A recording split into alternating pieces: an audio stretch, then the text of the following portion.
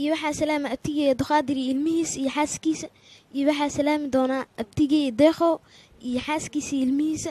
iyo waxaa salaami doonaa ayeeyaday oo inta ila joogto iyo waxaa salaama hooyaday macaan oo qaal iyo aayaday adduunka ugu jeclaa habartii aawi salaamtii habartaa salaam magaceed raxma awees raxma awees ma sha Allah ilaahay aku dhaafo Allah aku deesta Allah aku dhooro